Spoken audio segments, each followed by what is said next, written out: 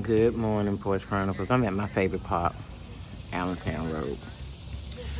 But I just wanted to say, hey, good morning. And I just wanted to say, when I finally was at the shelter for a few days, this is not going to be a part, it's just a fact that I learned. And I was sit and talk with some of the women because I stick out like a sore thumb. So everybody was like, "Oh my God, I love your hair," or, I always wear sundresses. I stayed clean because even though I was in the shelter, it wasn't going to change who I am.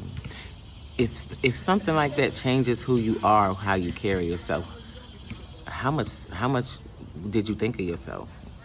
It doesn't matter what situation I'm in. I'm going to always present myself the way that I feel comfortable and the way that I love on myself. So they would always compliment me. Even the workers would be like, "Oh my God, your hair is so pretty." Because I changed my hair even when I was in the shelter. Y'all see them pictures. I didn't, nothing changed about me except like I didn't have a resident. So my self-love is not going to go nowhere. It shouldn't. Now, had I had to stay in that predicament for a long time, like some of those women, it will dwindle because that is a very hard environment. And I learned a lot from being there. So I asked a couple questions to a few of the ladies while we had like a speaking. Let's just put it this way. I'll make that the next Sports Chronicle series, the next series one, because I was there one day before I was asked to speak to women at the shelter because the administrator thought that I worked there. We'll get into that story on the next one.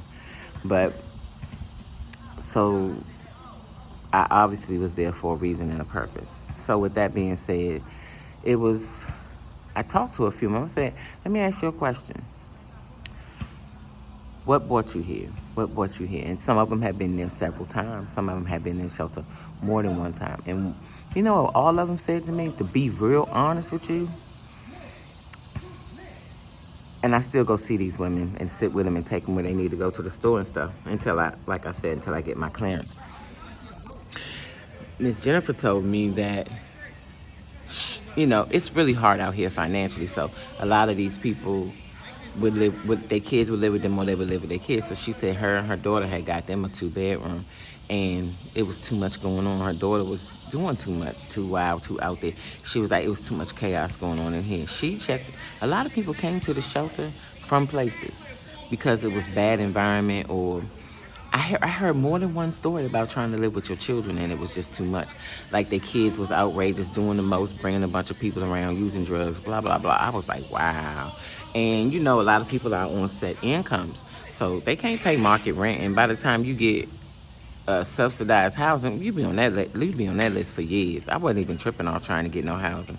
Like when I had got a caseworker, she was like, well, what do you want? Do you want to be put in the system in Maryland or DC? I said, neither.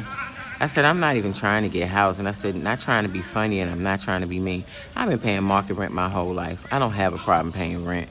I said, I just haven't had a job in a while and I focused on healing and in my life this year. So I just need to get a part-time job. I don't need any help from the system. I can do this. So she was like, really? I said, yeah. I'm not interested in anybody. If people who need the help, let them have that. I don't have a problem with that. So like I said, and then the other thing that I got told, and this is the same reason why I went to the shelter. I said, well, do you have family? And they would be like, yeah.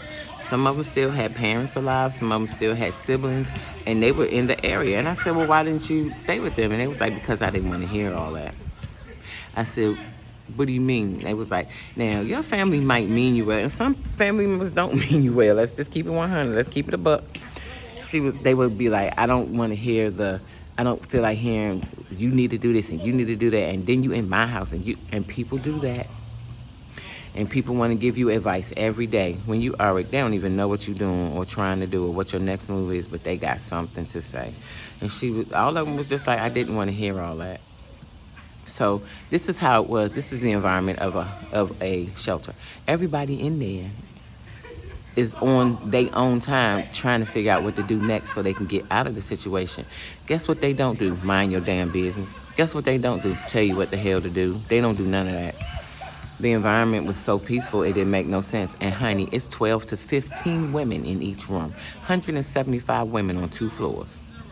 And it was peaceful as hell. Yeah, you gonna have the people with the mental issues walking up and down the hall talking and shit. You can't stop that. People have mental issues. Yeah, you're gonna have the people that can't go out because we got a curfew, that want to go get some drugs or alcohol, and they're gonna walk up and down the halls because they have addiction problems and they are trying to get it together, because curfew is at 10 and 11 o'clock. If you're not in that shelter by then, they pulling your bed. They're going to pull all your belongings off, and they're going to put them in a room until you come get them, or they're going to throw them away if you don't come get them. It's not a joke, but it is a good environment for people who need somewhere to be. It was exemplary clean. The food wasn't bad. And it was so clean. It was cleaner than my gym. The first few days, I was afraid to take a shower there because I was like, well, but honey.